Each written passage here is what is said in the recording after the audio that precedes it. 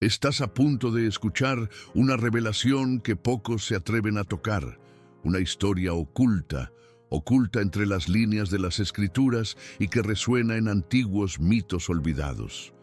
Una batalla cósmica que se libró mucho antes de que el hombre respirara por primera vez. Una guerra entre la luz y la oscuridad, y sus consecuencias todavía moldean el mundo en el que vivimos hoy. Pero, ¿qué pasó antes de la creación de Adán?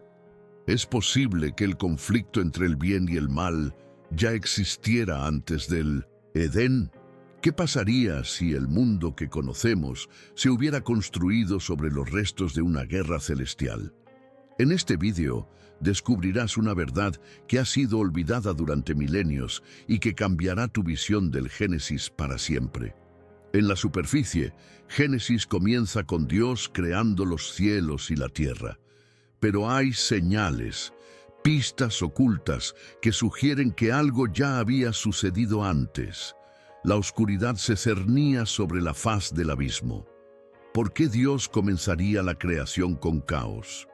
¿Qué había pasado que la oscuridad ya estaba allí esperando? La frase «la tierra estaba desordenada y vacía» siempre ha intrigado a los eruditos. En el hebreo original, tohu, babou, sugiere más que desorden. Evoca la idea de algo que ha sido devastado, arruinado. Pero ¿qué pudo haber causado esta destrucción incluso antes de la creación del hombre? ¿Estamos viendo los restos de una batalla invisible librada antes del tiempo? Hay indicios de que el conflicto entre la luz y la oscuridad comenzó antes de la creación de la humanidad. En Ezequiel e Isaías encontramos relatos simbólicos de la caída de un ser glorioso, alguien que quería igualar al Altísimo. ¿Podría ser este el comienzo de la oscuridad que se cernía sobre el abismo? ¿Podría ser este el verdadero comienzo de la guerra espiritual que continúa hasta el día de hoy? Los antiguos sabían más de lo que imaginamos. Los mitos de diferentes culturas describen batallas cósmicas entre dioses, entre la luz y la oscuridad, entre el orden y el caos. En el mito babilónico del Enuma Elish, Marduk derrota a Tiamat, la diosa del caos, y con su cuerpo crea el mundo.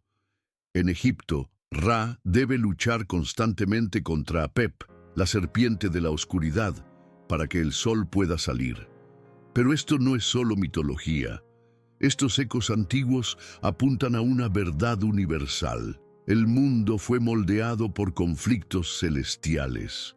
La Biblia, aunque de una manera más sutil, también nos muestra este conflicto, un conflicto que precede al tiempo y define el curso de la historia humana.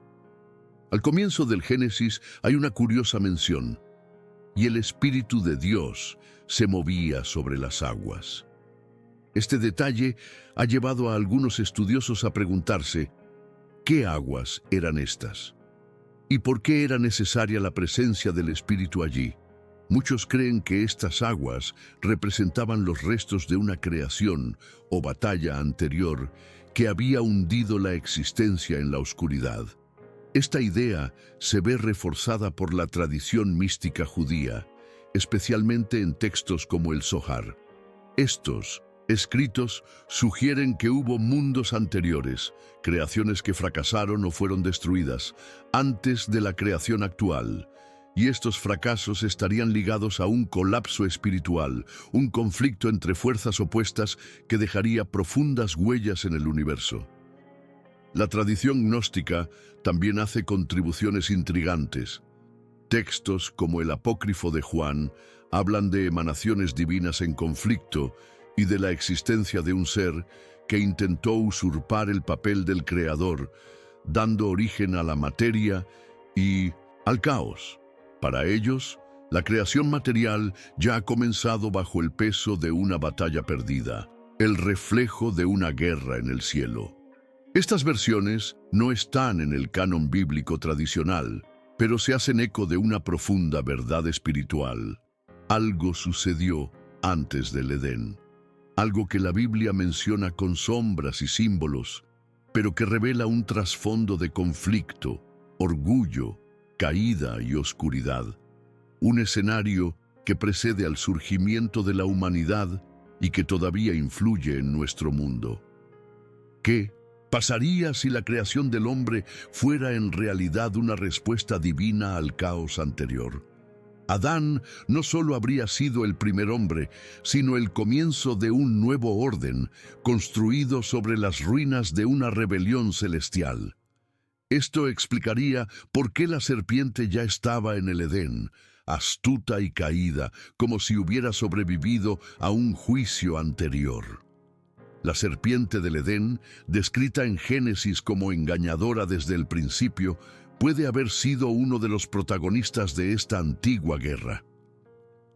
En Apocalipsis 12 se la llama el gran dragón, la serpiente antigua que se llama Diablo y Satanás.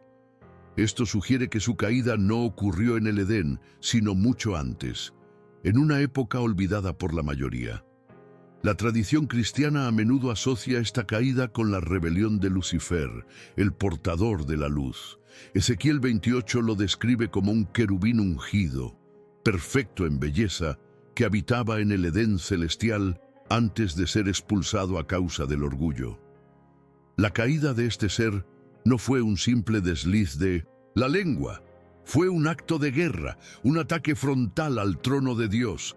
¿Pero por qué Dios permitió esto? ¿Por qué crear seres con libertad de elección sabiendo que podrían rebelarse? La respuesta puede estar en la naturaleza misma del amor. Sin libertad, no hay amor verdadero. La guerra antes del hombre revela no solo el nacimiento de la oscuridad, sino también el riesgo que Dios tomó al crear seres libres y el plan redentor que vendría después. Muchos eruditos creen que esta guerra no fue solo simbólica, sino real. Se libró en dimensiones espirituales antes de que existiera la materia. Una guerra donde seres celestiales, dotados de poder y gloria, decidieron oponerse al orden divino. Y esa rebelión dejó cicatrices, visibles hasta el día de hoy en el tejido mismo de la creación. Isaías 14 también describe esta caída en términos enigmáticos. ¿Cómo has caído del cielo, oh Lucifer, hijo de la mañana? El pasaje está dirigido a un rey terrenal, pero contiene ecos de algo más grande. Una caída espiritual, un intento de ascender al trono de Dios. Esta ambición excesiva habría desencadenado el conflicto primordial entre la luz y la oscuridad. La tradición egipcia, a su vez, presenta la lucha entre Ra y Apep como un ciclo eterno. La luz del sol se enfrenta a las fuerzas del caos cada noche. Para ellos, el mundo dependía de esta lucha continua. Curiosamente, esto refleja la tensión bíblica entre el bien y el mal, lo que sugiere que el conflicto no es un accidente. Es parte del tejido espiritual de la existencia. Y en medio de todo esto, el hombre, creado a imagen de Dios, pero arrojado a un campo de batalla invisible. La humanidad nace bajo el peso de una historia antigua, donde aún susurran los ecos de rebeliones anteriores. Y con cada elección entre la luz y la oscuridad, los seres humanos continúan escribiendo los capítulos de esta guerra cósmica. El libro de Job ofrece una visión poco común de esta realidad invisible.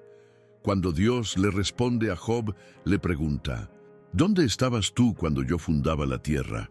Cuando alababan todas las estrellas del alba y se regocijaban todos los hijos de Dios? Esta descripción indica que había seres conscientes observando la creación, seres que existieron antes de Adán. Estos hijos de Dios, mencionados en Job 38, son, según muchos intérpretes, ángeles. Pero entre ellos ya había quienes se habían extraviado, quienes ya llevaban dentro de sí la semilla de la rebelión. La alegría de la creación, por tanto, no fue unánime.